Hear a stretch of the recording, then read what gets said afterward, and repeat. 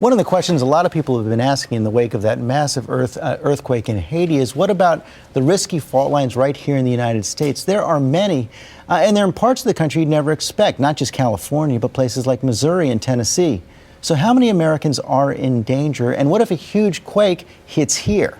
Sam Champion is on the new Madrid fault line in Memphis, where there was a tremor just over the weekend. Sam? Yeah, and George, the interesting thing about the new Madrid fault, which was one of those surprising ones, is it runs from Memphis all the way into St. Louis. So there are millions of people right in the middle of the country that are affected by that. But we went to the top seismologists in the world to find out that there actually were historic earthquake events in the United States. And believe it or not, earthquakes happen here just about every day.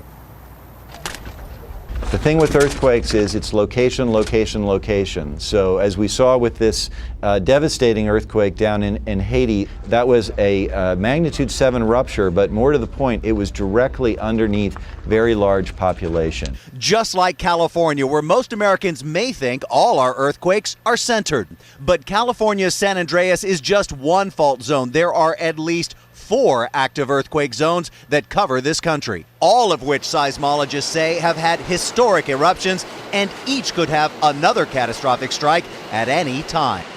Earthquakes are a national hazard, and it's in these areas away from California, away from the places we think about, where there can be some of the greatest risk. What about America's heartland? We're on the second most active fault in the country, and that's the new Madrid fault. It runs from St. Louis to Memphis, and this is Reelfoot Lake, 16 miles long and created 200 years ago by what is still today the most powerful series of earthquakes in American history.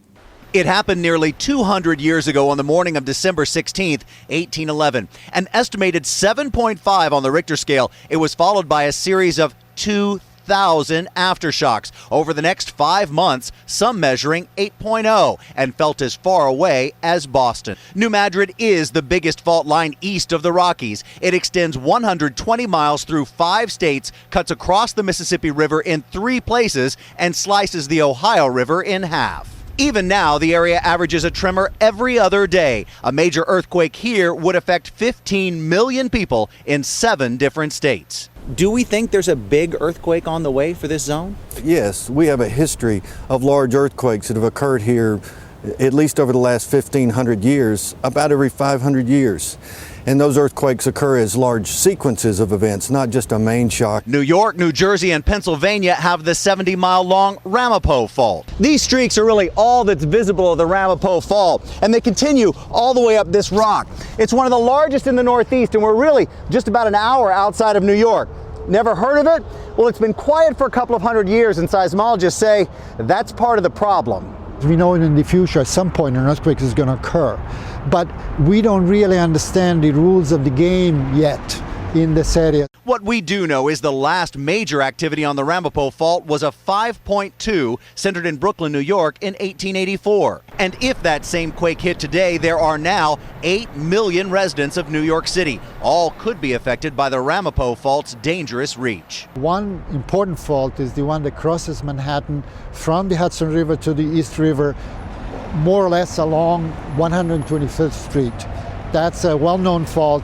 There are tunnels constructed for the water and for the subway lines underneath that cross this fault. And of course, there are 2 other hotspots. One, a subsidence zone that's just off the Pacific Northwest coast. It's in the water, but it's pretty active all the time. And the granddaddy of them all is the San Andreas Fault. There are thousands of earthquakes there every year. George?